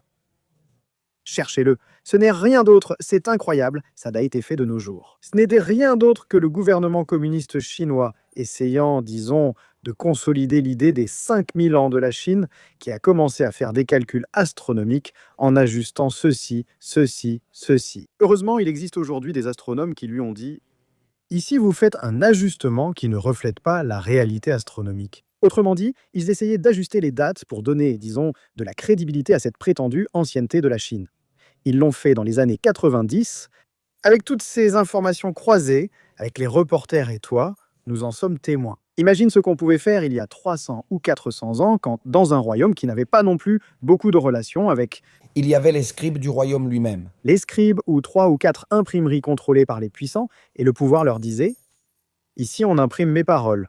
On discutera aussi de l'index des livres interdits, car la connaissance ne s'arrête pas. Tu peux la détruire, mais pas l'arrêter. C'est-à-dire, il y a toujours eu des voix discordantes qui disaient « un moment ». Ils disaient « d'accord, d'accord, mais écris le livre que tu veux, on va te le refuser. On va te l'interdire. Nous parlerons aussi de cela. » Je le répète, en Chine, il y a des documents, pas en Inde. De grands experts en Inde, des Indiens, comme par exemple Damodar Kosambi ou encore Durga Prasad Shastri, qui sont des spécialistes du sanskrit et autres, disent qu'en Inde, c'est le chaos total. On l'ignore car il n'existe pas de véritables registres historiques. Il y a des épopées, comme par exemple le Mahabharata, le Ramayana ou d'autres, mais ce sont toutes des sources qui, si tu retraces à nouveau la chaîne de transmission, datent du 15e ou 16e siècle et au-delà. Il n'y a rien d'autre. Il n'y a pas d'épigraphie ni d'inscription datable correctement. Et ce que l'on sait, c'est que l'Inde, Todo, absolutamente todo. ce qui est grandiose, ce qui est monumental, date de l'époque des Moghols, qui sont prétendument des descendants des Timourides, c'est-à-dire du 15e siècle et au-delà. Voici les 4 principales civilisations, supposées très anciennes, mais si tu examines tout en détail, rien de tout cela ne tient. Et moi, avant que tu continues, Jota, je t'ai simplement apporté ceci pour que tu vois, regarde ces images, tu vas halluciner avec ça, d'accord? Ces images montrent Boruto. Il a du travail. Bulu a toujours du travail. Regarde, vois-les ensemble, d'accord? Voici une moitié, et voici l'autre. C'est-à-dire, ce que tu vois là, en ce moment, ce sont tous les royaumes principaux de l'histoire de l'humanité et des repères chronologiques. Les anciens, tu les as dans ta main gauche, avant l'an 0, tu vois, et les tardifs, anciens ou médiévaux, tu les as dans ta main droite. D'accord? Regarde-les tous, même ceux qui existent encore comme le royaume d'Espagne, logiquement, non? Donc, tous. C'est-à-dire, cela te montre toutes les civilisations les plus importantes qui ont existé selon l'histoire officielle. Et regarde, il y a un effet qui est vraiment curieux et qui met en évidence un raccord artificiel de l'histoire. Il y a une brèche. Regarde, pratiquement tous les anciens empires, sauf l'Empire romain, un petit peu l'Empire perse, un petit peu, et l'épiscopat lié à Rome, c'est-à-dire la papauté. Tous se terminent pratiquement avant l'an 0. Et les autres royaumes, qu'ils soient tardifs, anciens ou médiévaux, se forment réellement après l'an 300, c'est-à-dire qu'il y a un raccord artificiel. Ça, c'est une autre des grandes découvertes, non? 2. Depuis environ l'an 0 jusqu'à l'an 300. Comme je l'ai déjà dit, seul l'Empire romain, c'est pour cela qu'il est l'axe central de tout. Parce que l'Empire romain arrive presque jusqu'au Moyen-Âge, en fait. Sa fin est ce qui déclencherait le Moyen-Âge. Ça, nous le savons tous. 476. Ensuite, en même temps, c'est, disons, une partie de l'Empire romain, parce que l'autre subsiste, qui est l'Empire byzantin. C'est-à-dire, nous avons une continuité vers l'avant et nous avons une continuité vers l'arrière. Parce que l'Empire romain, comme tu l'as bien dit, fait le lien avec l'Égypte, fait le lien avec la Grèce, et ainsi de suite. Mais regarde, même ici en haut, tu l'as ici en haut.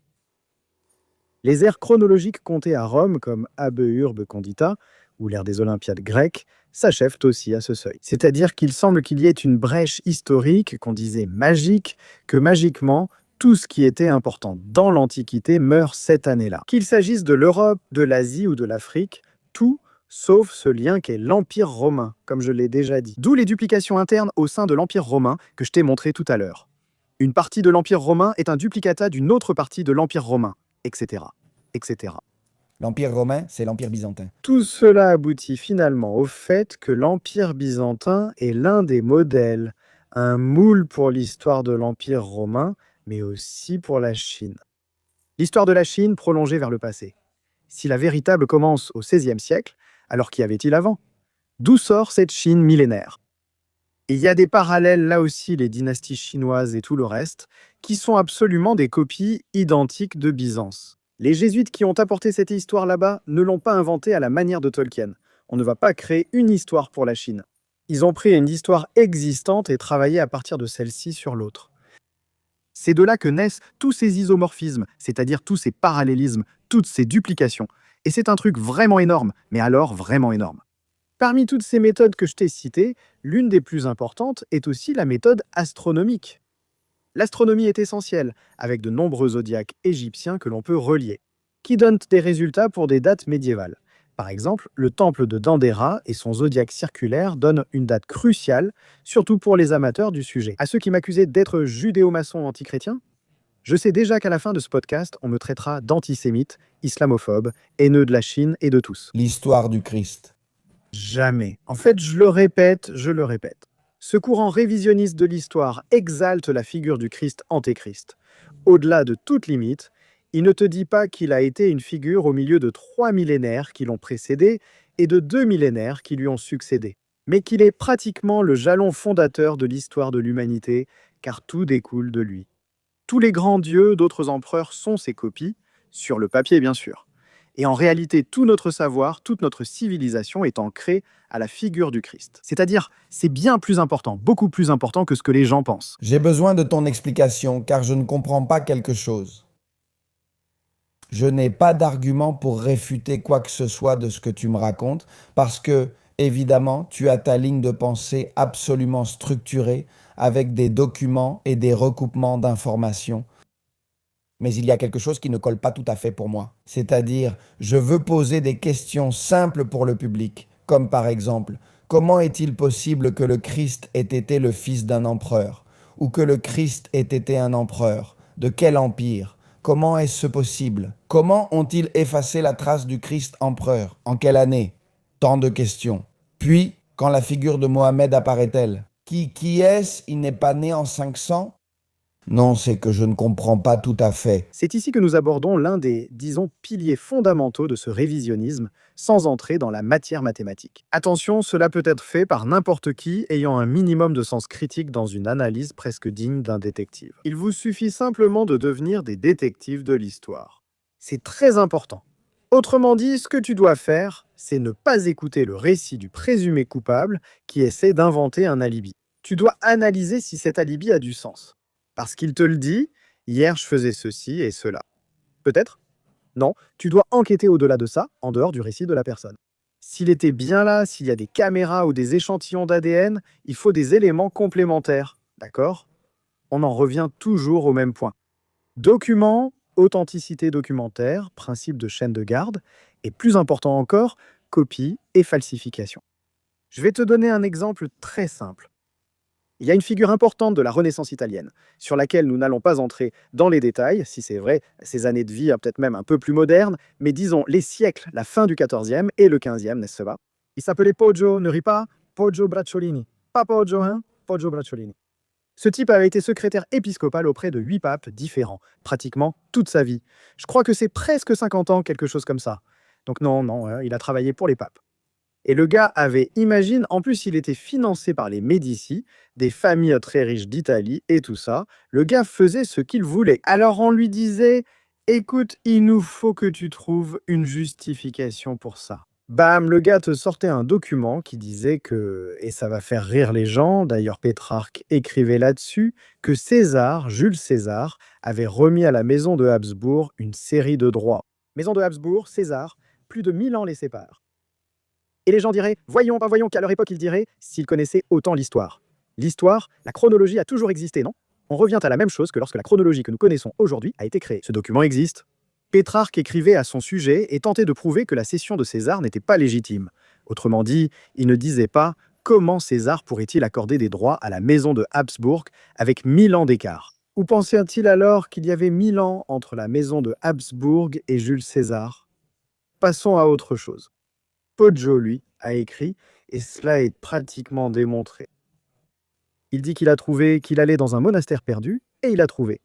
Il les trouvait comme par magie parmi les ordures. Des écrits de Suétone, Calpurnio Siculo, Diodore, je ne sais plus qui, Tacite, Publius. En fait, Tacite, les annales de Tacite, qui sont pratiquement, sinon la seule, mais presque la principale source de connaissances que nous avons sur l'Empire romain du début de notre ère, ont presque certainement été écrites par Poggio Bracciolini. De nombreux linguistes qui analysent, disons, la langue utilisée dans ces documents affirment qu'elle ne peut pas être ancienne. Et très probablement, en raison de leurs circonstances de découverte, les Annales de Tacite sont une création ex nihilo, ad hoc, c'est-à-dire pour un but précis de Poggio. Mais les historiens sont plus, disons, prudents et disent « Non, voyons, cela peut être une copie d'un original qui n'existe plus, etc. » Pourquoi les historiens disent-ils cela? Parce que si l'on accepte maintenant que les Annales de Tacite sont une création de Poggio Bracciolini au XVe siècle, de l'Empire romain que nous connaissons très bien, d'accord? Nous savons bien qu'en librairie, des rayons entiers sont consacrés à l'histoire de Rome avec des dizaines de documentaires. Si tu commences à analyser et à chercher le résidu sec, tu commences à évaporer tout ce qui a été écrit après et tu vas aux sources originelles. Tous ces grands tomes encyclopédiques inabordables sur l'histoire de Rome se réduisent à 10, 15, des sources très concrètes, très éphémères, très petites. Et qui en plus, comme je l'ai déjà dit, remontent jusqu'au XVIe siècle, ou plutôt au XVe, à des figures comme par exemple Poggio. Alors en ce moment, les historiens disent « Écoutez, c'est vrai, Poggio Bracciolini a écrit les Annales de Tacite ». Tu te retrouves maintenant sans une information clé sur l'Empire romain des débuts de notre ère. Les historiens ne peuvent pas faire ça parce qu'ils en vivent, d'accord? Ils en vivent. C'est l'une des fraudes documentaires. Imagine la quantité de fraudes documentaires. Pour, comme je l'ai dit, légitimer une maison, légitimer le droit à un territoire, légitimer une monarchie, donner de l'ancienneté à la monarchie. En fait, en Espagne, cela est très bien connu. Le XVIe siècle est appelé, dans l'historiographie espagnole, l'époque des faux chroniques. Crónicas, Chroniques fausses, mais tout comme d'autres qu'ils considèrent tout comme authentiques, qui le sont aussi, sauf que certaines s'intègrent dans le récit et d'autres non. Comme, par exemple, lorsque les rois catholiques disaient qu'ils descendaient directement et te faisaient l'arbre généalogique à partir d'Adam et Ève. C'est ce qu'ils te disent, hein. Non, mais ça c'était de la fantaisie, et ainsi de suite. C'est ce que disaient les rois catholiques. Pratiquement toutes les maisons régnantes, plus tu remontais loin dans ton arbre généalogique, bien sûr, plus tu légitimais ton existence. C'est logique. Et il ne faut pas oublier qu'en Europe, au XVIe, XVIIe, XVIIIe siècles aussi, mais surtout au XVIe et XVIIe siècle, et aussi en Asie, avec le changement de la dynastie Ming à Qing et tout ça, en Europe, il y a pratiquement partout de nombreux changements dynastiques. En Angleterre, en France et en Espagne, cela prend plus de temps à cause de la lutte pour la couronne et l'héritage des Habsbourg en Espagne. Avec la guerre de succession, effectivement, mais dans toute l'Europe, en Russie, c'est une folie. Environ 100-150 ans, il y a eu des changements dynastiques profonds. Que doivent faire toutes les maisons régnantes qui arrivent au pouvoir? Se légitimer. Comment se légitiment-elles?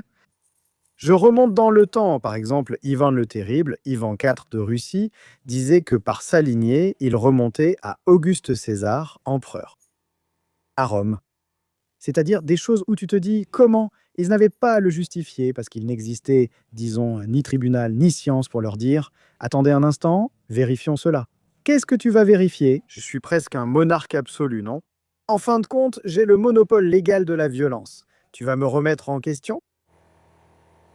Tu vas me remettre en question? Qui es-tu pour me remettre en question? D'accord? Et pourquoi faisait-il cela? Pourquoi? Pourquoi? D'abord, en plus, la légitimation était d'autant plus forte que ton État avait, disons, une plus grande extension territoriale. Prétendument, dans le passé, tu pouvais prétendre à la conquête de nouvelles terres en affirmant qu'elles t'avaient appartenu autrefois. Aujourd'hui, nous avons un exemple très clair avec un conflit actuel. Israël et Palestine. Non, mentionne-le, ce n'est pas grave. Oui, d'accord, c'est, je ne sais pas, hein, peut-être que plus tard, les haricots. Non, Les haricots, ça n'a pas d'importance. Ruben Gisbert était ici hier. Oui? d'accord. Waouh! Ouah, celui-ci sortira sûrement après celui de Ruben. Donc ce n'est pas grave. Peut-être que cette émission ne sortira même pas parce qu'il a maintenu la chaîne. Effectivement, non, parce que alors, Les haricots, les haricots, c'est-à-dire tout le monde sait de quoi on parle. Les J, non, pas toi, les J. Regardez comment ils légitiment tout. Nous sommes le peuple élu de Dieu et pas dans une, disons, chronique civile séculière. Non, dans les saintes écritures. Oui, c'est complètement insensé. Et ensuite, on revient à la même chose. Quand sont apparues les saintes écritures et le canon? Les Juifs actuels sont-ils liés à ceux d'autrefois? Qui était-il? Quel lien avec le Christ? Et pourquoi dit-on qu'il était juif? Quel lien avec l'islam? On m'a beaucoup critiqué sur ce point dans les commentaires. On me reproche d'attaquer le Christ en disant qu'il était un empereur romain, mais qu'avec Mahomet, je n'ose pas, c'est ça? Si vous voulez, on peut maintenant parler de qui étaient ces Juifs à l'origine. Si tu veux, je peux aborder ce sujet sans aucun problème. Donc en général, les gens me critiquent, non? Parce que c'est profondément antichrétien et tout ça. Mais je le répète, si vous voulez, on peut maintenant parler des Juifs, des musulmans, de comment l'islam est apparu. Tout, allons-y. Ici, on adore ça. On est là pour jouer. On est venu ici pour jouer. Embauché, allons-y. On y va à fond? D'accord. On a dit que Christ était un... Vous devez faire un exercice? Non. Je dois expliquer pourquoi on n'y arrive pas. Pour ce courant révisionniste, Jésus-Christ constitue pratiquement la première grande trace historique importante de l'humanité et la pierre angulaire de nos civilisations.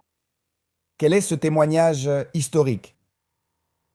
Notre témoignage historique, c'est-à-dire toute l'histoire étendue, une fois traitée et compressée, on découvre que l'un des premiers jalons historiques enregistrés est le Christ. Le Christ n'est pas apparu au cœur de notre histoire. Dans cette version condensée, il est quasiment à l'origine de notre histoire, d'accord? Je comprends, cela prend encore plus d'importance. Selon l'histoire officielle, il s'agit d'une copie d'Osiris ou d'autres enseignements, juste un homme du Levant palestinien ayant rassemblé des croyances. Un simple copier-coller, comme le dit l'historiographie. Les personnes profondément chrétiennes acceptent cela, ce qui m'échappe. Pour moi, elles devraient plutôt accepter cette tendance révisionniste. Parce que le Christ était la figure qui a donné naissance à plein de copies qui se sont basées sur lui précisément à cause de son importance. D'accord? Donc, le Christ est né dans ce qui serait aujourd'hui le sud de l'Ukraine, en Crimée, dans la péninsule de Crimée. D'accord? Oui. Il faudrait expliquer pourquoi et comment la Sainte Famille s'est retrouvée là en fuyant, qui étaient les rois mages, comment ils suivaient l'étoile de Bethléem et ce qu'elle était. Ce sera pour un autre podcast. C'est incroyable. Nous devrons le faire, mesdames. Dites-moi en commentaire si on fait une troisième partie, car il ne pourra pas trop développer ce sujet. Résume-le et concentrons-nous sur les juifs, les musulmans et tout ça en général. Continue. On y va à fond.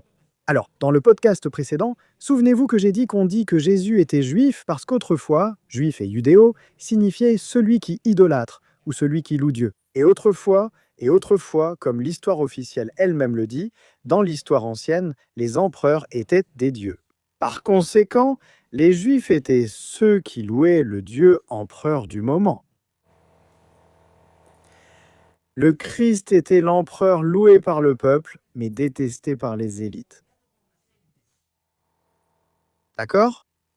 Alors, les Juifs eux-mêmes, certains d'entre eux, beaucoup d'entre eux, faisaient partie de sa famille. C'est pourquoi on dit que Jésus était juif, d'accord? Parce que lui, s'il avait, disons, perdu dans cette lutte dynastique et n'était pas devenu empereur, comme le soutient ce courant de révisionnisme historique, il aurait dû accepter, ou pas, mais il aurait dû accepter l'empereur en place. Ainsi, ils étaient tous des Judéens, c'est-à-dire ceux qui louent Dieu. Parmi ces Judéens, il y avait une caste sacerdotale, ce que nous connaissons aujourd'hui sous le nom d'Hébreux, qui viendrait de Yébraire, et celui-ci de Yérei, du grec hieros, sacré, une caste sacerdotale. Jésus venait lutter contre la corruption. Et cela est attesté par les Saintes Écritures, l'expulsion des marchands du temple. C'est une allégorie de la lutte contre la corruption, face à la corruption, d'accord? L'usure. La usura. Soyons très anti-Abiquello, bien sûr.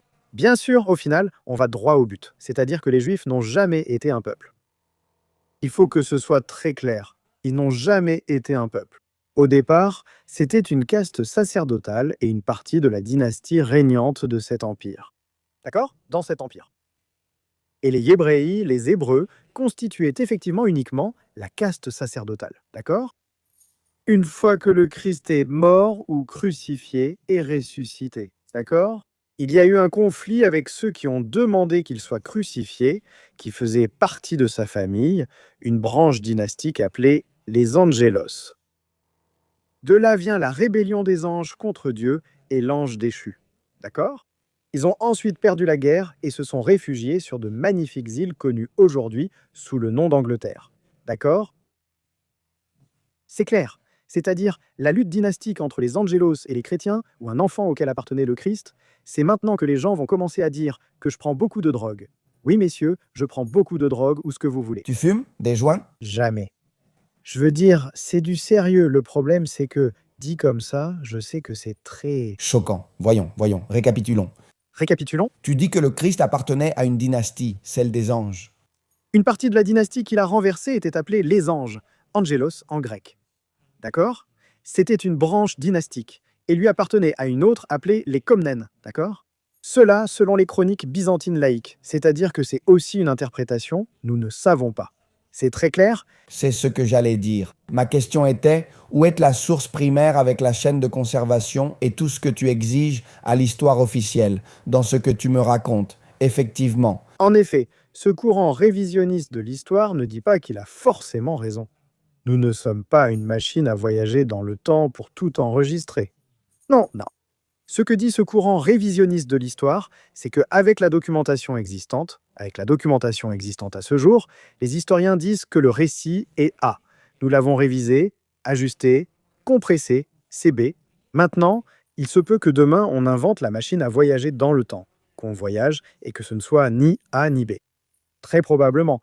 Mais avec ce que nous avons, avec la révision scientifique impartiale et avec des données provenant de différentes méthodes croisées. D'accord? En dehors du domaine historique et de ses sciences auxiliaires, qui ne sont rien d'autre que des avocates de l'histoire, créées pour la confirmer et non pour la contrôler, le récit que nous avons est différent. Alors, toutes les sources antérieures qui parlent de Jésus, Krishna, Osiris, qu'elles soient plus ou moins anciennes, ce n'est pas la question Zeus, Zeus. Eh, même César, Jules César, etc. C'est-à-dire, tous sont un reflet transformé de la figure de cet empereur qu'on s'est ensuite chargé de transformer en pauvre. D'accord? Pour le rendre plus acceptable pour les masses. D'accord? Et donc, nous le vendre comme la figure de l'ascète, bienveillant, évidemment, il était bon, mais pas bienveillant. Attention, il ne faut pas confondre les termes. Être bon pour la majorité ne signifie pas que toutes tes mesures ne soient chiant que paix et amour. Rappelez-vous, la seconde venue du Christ se fera non par la parole, mais par l'épée. C'est-à-dire, il y a, disons, un courant qui te dit déjà de faire attention parce que tout n'est pas que de belles paroles et des mots d'amour. Ce qui se passe, c'est qu'ensuite, il s'agit aussi d'interprétation des textes, d'herméneutique et tout ça. Ce qui est clair, c'est qu'il y a toujours eu des luttes pour le pouvoir. Et donc, dans cette lutte pour le pouvoir, ils finissent par renverser cet empereur qui a fait beaucoup de bien pour le peuple en luttant contre la corruption, contre l'usure, contre, disons, l'arbitraire de la noblesse, etc. etc. Il était très juste. Exactement. C'est ainsi qu'il est devenu une grande figure. Une guerre civile éclate, les partisans de l'empereur déchu, du dieu déchu, d'accord? Et ceux qui étaient opposés à lui. Dans ce cas, les Juifs, et logiquement à l'intérieur de l'Empire romain, c'est pourquoi les Romains sont ceux qui l'exécutent dans l'histoire officielle, parce que c'était l'Empire romain lui-même. Et quand ils le crucifient, que lit-on sur sa croix? On te dit que c'est une moquerie, Inri. Jésus de Nazareth, roi des Juifs. Roi! On te dit que c'était une épithète moqueur, plaisant. En même temps, comment Jésus est-il connu? Roi des rois. Non, c'est aussi une épithète un peu allégorique, et ainsi de suite. Roi des rois est un titre qui était encore utilisé en perse. Roi des rois, Shahanshah, c'est-à-dire c'est un titre oriental. On continuait à l'utiliser. Au lieu de dire empereur, qui est un concept à nous, on disait roi des rois. On disait le roi de tous les rois. C'est logique, c'est un empereur. Les croisades surgissent, d'accord? En réalité, la croisade. Une qui s'étend davantage dans le temps. C'est une énorme guerre civile à l'intérieur de cet empire qui n'était pas seulement l'Anatolie, ce qu'on appellerait l'Empire byzantin, mais qui avait des thèmes ou des sémas en grec, qui étaient des provinces s'étendant pratiquement sur toute la Méditerranée, le Proche-Orient, voire jusqu'à la région de la Russie. C'était le thème ou la province la plus grande, avec les forces de cavalerie les plus importantes, etc., etc. Une guerre à grande échelle éclate, avec de nombreuses factions qui apparaissent, d'accord? La capitale tombe, Jérusalem, qui se trouvait sur le Bosphore. L'une des critiques que j'ai lues, qu'on m'a dites, c'est, écoute pas le passage que tu cites de la Vulgate, non? Que Jérusalem, qua in Bosphoro es, en réalité ne fait pas référence à Jérusalem, mais au mot transmigratio, qui signifie que les exilés de Jérusalem qui étaient sur le Bosphore pour bla bla bla. C'est une interprétation historiographique, tout comme une autre chose que je vais dire maintenant, et qui suggère que Jérusalem se trouvait près d'une étendue d'eau, qu'elle n'était pas dans le désert comme l'est aujourd'hui la fausse Jérusalem, qui est aussi fausse, à 60 km d'accord de la côte. Ce qui, si tu demandes une analyse exhaustive en latin, en oubliant toute interprétation qu'on te dit de faire telle ou telle. L'analyse rigoureuse, syntaxique. C'est que qua in Bosphoro et celle qui est sur le Bosphore fait référence à Jérusalem et non au mot transmigratio. Donc oubliez Jérusalem. Les gens disent, bon, y aurait-il un autre exemple que la Jérusalem actuelle est fausse et que la Jérusalem évangélique se trouvait sur le Bosphore? Tout le monde connaît les 1001 nuits? Je pense que les 1001 nuits est un texte arabe. Effectivement, non? On suppose que son canon remonte à l'époque du califat arabe de Haroun al-Rachid, au 8e, 9e, 10e siècle. Il se consolide, mais ensuite, évidemment, il se perd. Et au 13e, 14e siècle, en ajoutant certains récits, il est réécrit. Enfin, les 1001 nuits apparaissent réellement au 17e et 18e siècle. C'est à ce moment-là qu'elles commencent à émerger en tant que telles. Mais il y a un récit très curieux sur Jérusalem à l'intérieur du texte qui s'appelle Hassib et la reine des serpents. C'est un récit similaire au voyage d'un type nommé Hassib, qui parcourt divers lieux et relate ses aventures comme un carnet de voyage. Et donc, si tu prends maintenant la traduction en espagnol, elle dit qu'il a pris un bateau, est arrivé en Syrie, et ensuite, à pied par la terre, il est descendu à Jérusalem. Tu te dis alors, ça correspond à la Jérusalem de l'Israël actuel. Mais si tu prends l'original, pas la traduction, si tu prends l'arabe, c'est écrit littéralement. Et j'ai fait mes adieux à je ne sais plus qui, Bouloukia, bla bla bla bla bla. Et il a pris un bateau et il a navigué jusqu'à Jérusalem jusqu'à ce qu'il voit son bla bla bla bla, jusqu'à ce qu'il arrive en bateau à Jérusalem. Tu sais comment les historiens actuels l'interprètent? Ils traduisent, interprètent, puis affirment qu'il est d'abord arrivé en Syrie, puis descendu là-bas, alors que ce n'est pas écrit. Je ne comprends pas pourquoi ils inventent. Mais même dans le texte original, ce que disent les gens, c'est non, mais c'est un voyage allégorique. Les mers, c'est allégorique, c'est un voyage spirituel parce qu'il faut bien l'expliquer d'une manière ou d'une autre. C'est écrit noir sur blanc qu'il a navigué jusqu'à Jérusalem et y est arrivé en bateau. Quelle est la vraie ville de Jérusalem? La véritable ville de Jérusalem est en réalité une ville qui n'existe plus aujourd'hui. Il ne reste qu'une petite fortification qui serait la ceinture intérieure de murailles. La ville a disparu et elle se trouvait dans la zone nord du détroit du Bosphore. Selon l'histoire officielle, on pense que cette ville a été bâtie comme fort vénitien ou génois, je ne sais plus si c'était lors des croisades. Elle s'appelle Ioros, qui vient du grec hieros. En fait, en latin, Jérusalem se disait Hierosolima. Hierosolima. En fait, le mont des Oliviers, en grec, c'est Hieroselion, le mont des Oliviers. C'est-à-dire que ce sont tous des mots grecs, ça n'a rien à voir avec la Jérusalem actuelle, loin de là. Donc, elle est située sur le Bosphore. C'est là qu'ont eu lieu les croisades et la guerre de Troie, qui est une falsification. J'ai une vidéo sur ma chaîne, désolé pour la pub, où je vous parle du cycle troyen d'Homère et du moment où ces textes sont apparus. C'est vraiment, vraiment instructif. Tout cela est médiéval, logiquement. En fait, les troubadours français disaient que les Troyens, après la guerre de Troie, étaient ceux qui ont fondé les villes françaises et que les Français descendaient des Troyens. De Francion, fils d'Hector. C'est-à-dire que l'Antiquité et le Moyen-Âge étaient totalement liés aux yeux des gens du Moyen-Âge. Que te dit l'historiographie officielle? Que non, c'était des gens ignorants. Des gens ignorants qui inventaient des choses. Ils inventaient des choses. C'est-à-dire, tout ce qui ne leur convient pas est une invention. Et tout ce qu'eux-mêmes apportent avec ces traductions frauduleuses est une... Mais nous nous sommes un peu éloignés du... Nous nous sommes éloignés. Nous parlions de Jésus-Christ, d'accord. Le Christ. La croisade a lieu, il venge sa mort, etc. D'ailleurs, tu es dans l'histoire officielle elle-même, quand on appelle à la croisade, qu'est-ce qu'on dit? Nous allons nous venger des bourreaux du Christ. Supposément, selon l'histoire officielle, depuis la mort ou la résurrection du Christ jusqu'à la convocation de la croisade, il y a 1000 ans de différence. Quel bourreau de... L'islam aussi, c'est-à-dire, c'est ici que je dois te contredire ou te réfuter. Les historiens arabes eux-mêmes ne nient pas les croisades. Ils les ont également documentées, n'est-ce pas? Saladin. Oui, Salah ad-Din, oui. Salah ad-Din, grand chef. Il serait apparemment d'origine kurde, un sultan. On revient à la même chose, principe de chaîne de garde, authenticité des documents et traçabilité de ses sources. Alors, d'accord, mais eux aussi les ont. Ils ont les mêmes problèmes que nous. Les mêmes problèmes? Les mêmes problèmes. Bon, d'accord, c'est-à-dire les mêmes. Il ne s'agit pas, disons, de prendre un bloc, une pièce du puzzle dans toute l'histoire et de dire cette pièce-là ne va pas ici. Non, non, non, c'est qu'aucune ne va. Le problème, c'est qu'ils les ont fait entrer de force et ont limé les bords où c'était nécessaire. D'accord. En faisant une analogie, alors, Contre, c'est-à-dire les bourreaux du Christ, qui étaient-ils? les bourreaux du Christ étaient, dans un premier temps, une branche dynastique de sa propre famille, ainsi que les nobles et la caste sacerdotale mécontente, parce qu'il leur retirait des privilèges. Les Juifs, d'accord? C'est pour cela que les Juifs sont profondément anti-chrétiens.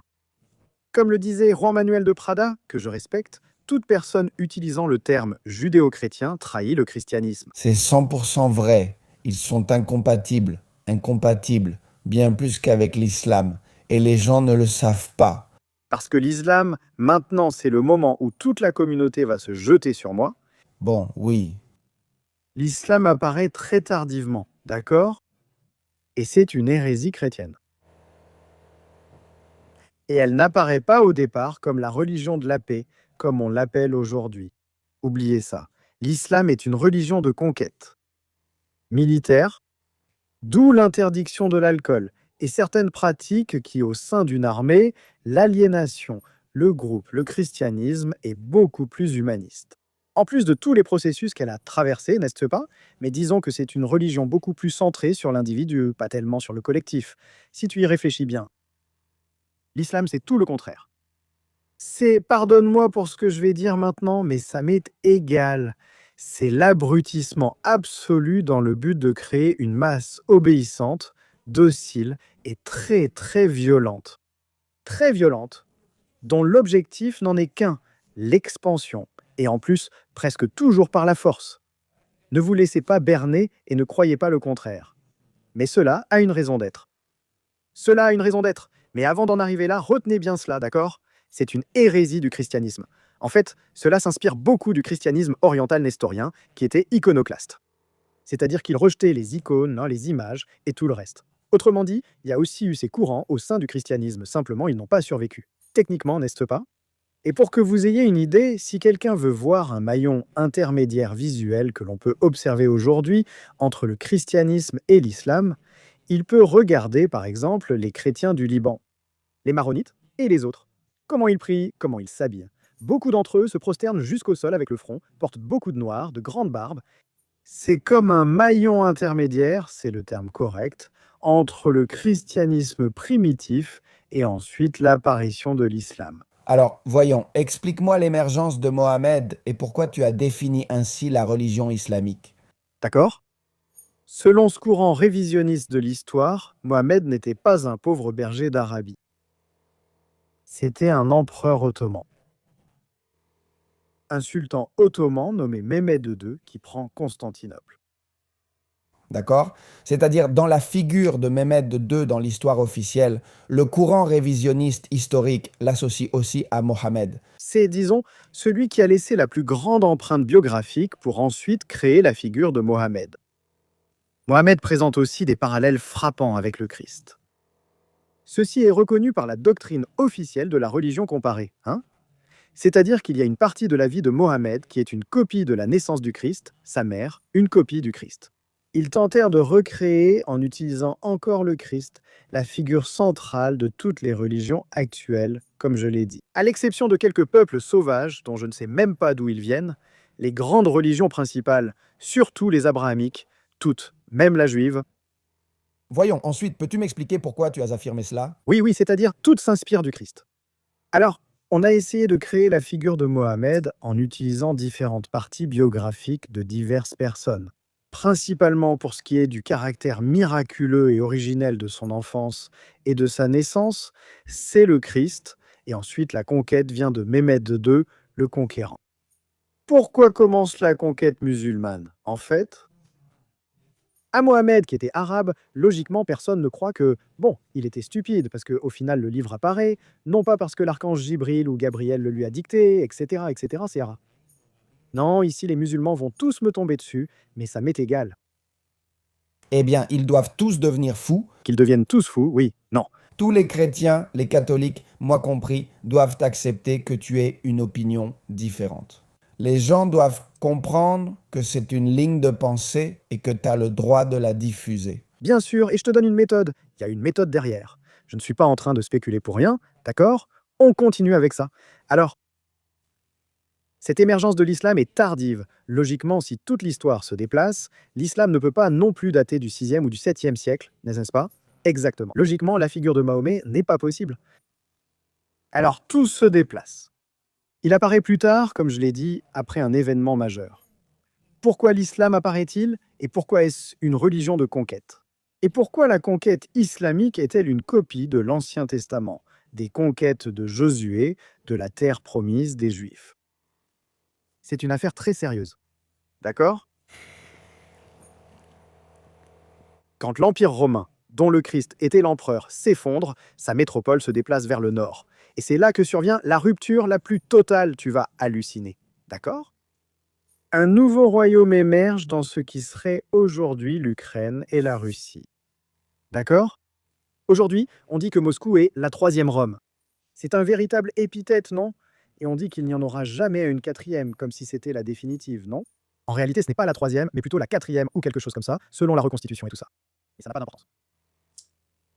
Ce royaume émerge et sur le cadavre de cet empire romain commencent à apparaître différents royaumes, n'est-ce pas? En Europe, un peu et tout ça. Mais le principal, c'est justement celui-là, celui qui englobe les grandes steppes, d'accord? De la Russie, même plus au nord, aussi le sud de l'Ukraine et tout ça. Pourquoi cet empire devient-il puissant? Parce que quand il s'y installe, parce que la plupart de ceux qui étaient partisans du Christ, comme par exemple l'apôtre Jean, qui est en même temps aîné, d'accord? Il est en même temps aîné. Il fonde Rome dans la région de l'actuelle Russie. Oubliez la Rome italienne. N'associez pas Rome uniquement à l'Italie. Rome est un mot venant du grec romé, qui veut dire fort. Il crée un État puissant, d'accord, dans cette région. Parallèlement, l'empire est en déclin. L'empire romain-byzantin est en déclin, et de petits empires apparaissent qui se battent entre eux dans une guerre civile. Il y a une sorte de période sombre, d'environ un siècle. Personne n'arrive à se consolider définitivement. Pendant ce temps, à cette époque, dans ces vastes étendues de l'Est de l'Europe, commence à émerger ce grand empire qui, dans l'historiographie officielle, est la Confédération des Scythes, l'un de ses doubles. Ensuite, c'est Attila, un autre de ses doubles. Ensuite, nous arrivons à un autre de ses doubles qui est Clé. C'est aussi la grande migration des peuples au 6e et 7e siècle, quand les Bulgares et d'autres Slaves arrivent dans la péninsule balkanique, mettant fin au monde hellénique. C'est aussi la migration des Goths, des Ostrogoths, des Wisigoths, etc., etc. Tout cela sont des doubles de cette expansion de ces peuples. Majoritairement des Slavo-Turcs, surtout des Slaves, aujourd'hui du Brandebourg, où vivent les Sorabes, jusqu'à l'Europe de l'Est, la Russie, l'Ukraine, la Biélorussie, la Croatie, la Serbie, la Macédoine, la Bulgarie, la majorité ethnique en Europe est slave. Ces peuples sont très nombreux. Selon l'histoire officielle, ils sont apparus magiquement vers le 6e siècle. Ils n'ont aucun lien avec le monde antique. Ils apparaissent là, logiquement. C'est vrai. Je me suis toujours demandé l'origine des Goths. On te dit que non, ils ont été poussés par le nord à cause du froid. Alors les Goths en Suède ont commencé à pousser. Voilà l'histoire. C'est pareil avec la conquête mongole. On va y arriver maintenant, d'accord? Ils n'étaient pas des Mongols sur de petits chevaux avec Gengis Khan dans les steppes du désert de Gobi. Cela n'a aucun rapport. Mongol vient du grec mégaléo mogulion, signifiant grand, puissant ou étendu, désignant un empire puissant. D'accord? D'accord, allons-y.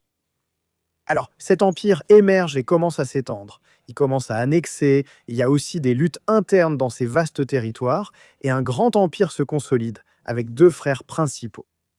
L'un d'eux est resté célèbre, Romulus et Rémus, nourris par la louve capitoline.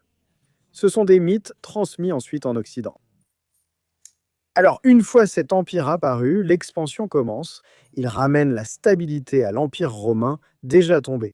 Tout cela fait partie d'un même empire, de ce grand empire esclavo-turc, mais qui ensuite, logiquement, englobe toutes les autres ethnies qui vivaient autour de la Méditerranée. Tous, n'est-ce pas?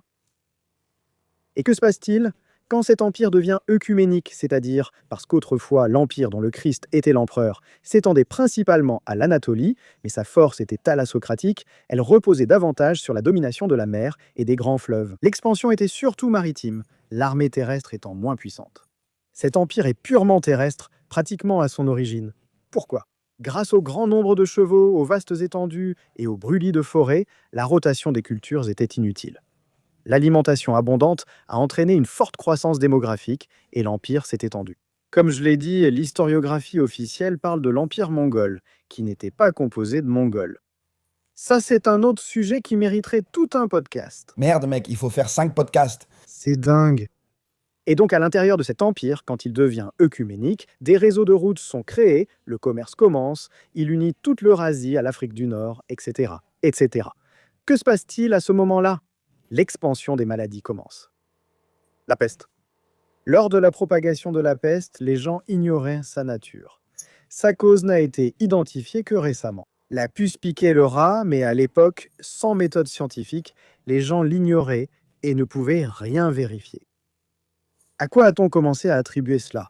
Au début, à des pratiques impures, comme par exemple pardonnez-moi l'expression, la zoophilie, ou des pratiques homosexuelles, etc. C'est-à-dire, on a commencé à l'associer à des pratiques considérées comme impures. C'est-à-dire, c'est une punition pour des pratiques que nous ne pratiquons pas correctement. Tous les cultes orgiaques, comme le culte de Bacchus, c'est un sujet très intéressant. L'Église catholique jusqu'au XVe siècle avait des orgies documentées. Des nonnes, des mères supérieures, apprenaient à des nonnes de rang inférieur comment porter un décolleté et des jupes courtes pour attirer les fidèles afin de les aguicher. C'est de la folie. Je sais que ça paraît fou. C'est-à-dire, tout cela a ensuite changé avec l'Inquisition. Et grâce à l'Inquisition. L'Inquisition n'a pas été mauvaise.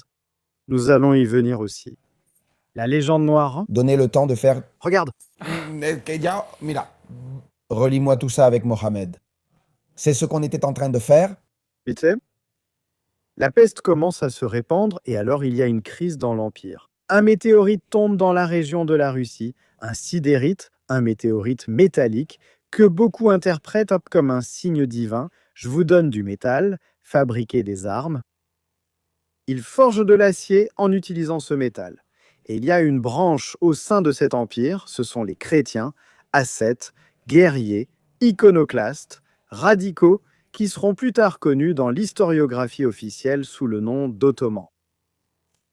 Et qui formeront plus tard l'islam. Comme je l'ai déjà dit, c'est une hérésie du christianisme. Et l'un de ses chefs, l'un des premiers, est Ulugh Muhammad, et ensuite il y en a un autre qui est Mehmed II. D'accord? Il parle de ce qui serait la zone des steppes de la Russie actuelle, près de la mer Caspienne. Ils ne viennent pas d'Asie centrale. Les Turcs ottomans n'ont rien à voir là-dedans. Et ce n'étaient pas des sauvages, c'était de grands guerriers avec un armement professionnel qui venait pour purger et punir. Ces régions où ils pensent que se trouvaient les foyers originels de ces épidémies. Par perversité, et cela est décrit dans la Bible, dans l'épisode de Josué et la conquête de la terre promise. Pourquoi lorsque tu conquiers une terre, Dieu te dit-il de massacrer tout le monde, même le bétail? C'est insensé. Pourquoi faire bouillir les vêtements et passer les armes au feu? Pourquoi, après avoir mis fin à la vie de ces personnes, dois-tu rester plusieurs jours hors du campement sans pouvoir revenir? Il s'agit ici d'une prophylaxie médicale, certes primitive, mais bien médicale. Comme l'origine de la maladie est inconnue, on élimine tout le monde. Et comme tu participes toi-même à ces massacres et que tu as pu être infecté, puisque nous ne savons pas d'où vient cette infection, reste quelques jours hors du campement et si nous voyons que tu n'as pas de symptômes, tu pourras revenir. Ceci est expliqué dans l'Ancien Testament qui, comme je l'ai dit dans le podcast précédent, est en réalité moderne et relate des faits après les évangiles. C'est juste qu'ensuite on l'a fait passer pour ancien, exprès, pour donner de la légitimité à la religion juive, pour créer. Disons, au lieu que la Bible soit une description d'événements passés, qu'elle soit une prophétie de la venue du Messie. Les Juifs attendent toujours leur Messie et ne reconnaissent pas le Christ. Alors, c'est là qu'apparaît Mohamed, ou Mehmed, ou Mahmoud, ou plusieurs variantes, d'accord? Et c'est un conquérant qui, dans un premier temps, prend les zones stratégiques de la côte des Balkans et de l'Anatolie. c'est-à-dire là où se trouve le plus grand flux commercial. C'est la zone clé où Jérusalem était précisément représentée sur les cartes médiévales comme le centre du monde. Nous revenons au Bosphore, pas en Syro-Palestine, d'accord? C'est là que l'islam commence à se développer, mais il ne naît pas avec Mehmed. Jérusalem était-elle représentée sur les cartes médiévales? Nous revenons au Bosphore, cela s'étend définitivement à partir de Soliman le Magnifique, qui est à son tour à l'origine du Salomon biblique. Alors, le temple de Salomon n'aurait rien à voir avec l'Israël actuel, où l'on te dit qu'un morceau de mur est les vestiges de l'ancien temple. Il n'y a rien qui le prouve, mais ce serait plutôt le temple de Sainte Sophie, qui signifie Sainte Sagesse. C'est pourquoi Salomon est considéré comme l'un des rois les plus sages de, disons, l'Antiquité juive, n'est-ce pas? Les sultans ottomans eux-mêmes, eux aussi disaient, ils avaient aussi leur généalogie et disaient également qu'ils descendaient. Au final, tout le monde dit qu'il descend de quelque chose, c'est-à-dire qu'il faut ensuite analyser les sources et voir quand elles apparaissent. Tu te rends compte que, comme je le dis déjà, par exemple, le canon biblique remonte à 30, au 19e siècle, voire certains ajustements au 17e. C'est là qu'à 18 ans, 18 años, interrompu qu'au près de 20 ans, on te dit qu'ils se réunissaient pour discuter de théologie. Mais comme toi et moi le savons, même aujourd'hui, quand les présidents des grands pays se réunissent, ils disent une chose devant les caméras et une autre chose est ce qui se dit derrière. Normalement, le plus important, c'est ce qui se dit derrière, pas ce qui est dit devant les caméras, d'accord? On te dit qu'il y a les procès-verbaux et tout le reste, d'accord? Ce que nous savons, c'est que grâce à 30, l'index des livres interdits est apparu. Et en même temps, sont apparues les questions chronologiques que j'ai déjà mentionnées dans le podcast précédent à propos de Scaliger et de Petavius. C'est-à-dire tout cela a donné le coup d'envoi, et là, on était en train de créer un récit. Quel récit? D'abord, établir et légitimer le pouvoir de Rome, la Rome italienne, d'accord? Pour cela, il fallait que la Rome italienne soit heredera la Grèce, d'accord? Pourquoi? Parce que les Grecs les rendaient anciens. C'était en réalité les Byzantins, qui selon cette reconstitution sont la Rome originelle. C'est-à-dire que les Italiens ne sont pas la Rome originelle, c'est précisément la Rome d'Anatolie. Mais comme ils devaient se légitimer eux-mêmes et prendre la relève parce que la Rome originelle avait été prise par les Ottomans, d'accord? Constantinople était tombée et les fugitifs byzantins s'étaient enfuis en Italie. Ils leur ont dit « Ne vous inquiétez pas, nous allons faire en sorte que l'origine de tout soit Rome en Italie. Et nous, les Grecs, les Byzantins, nous serons votre bras oriental. » Cela est apparu un peu plus tard, selon l'histoire officielle. Quelque chose comme ça. Rome émerge en Italie. Là-bas, ils doivent logiquement ancrer non seulement le pouvoir militaire et le pouvoir, disons, séculier civil, mais aussi le pouvoir divin. Par conséquent, il faut d'une certaine manière rattacher la papauté, d'accord, la ramener le plus loin possible dans le passé. Lier tout cela logiquement aux premiers chrétiens, aux persécutions, aux apôtres, et logiquement à la figure du Christ. Cela suivait une chaîne logique d'événements. Mais pour éviter que les lieux évangéliques réels ne soient aux mains des Ottomans, dont c'était la capitale, ils devaient créer. Parallèlement, une autre version disait « Non, mais c'est dans une province de l'Empire ottoman, qui est la Palestine, donc c'est là que les croisades ont eu lieu. Est-ce que c'est la Terre Sainte, etc., etc., etc. » Et tout cela, je le répète, en faisant des synchronismes, directs ou indirects, toujours en utilisant l'histoire de Rome. Comme je te l'ai montré dans toutes les images, l'axe central de tout, c'est Rome. Et à l'intérieur de Rome, c'est l'Église.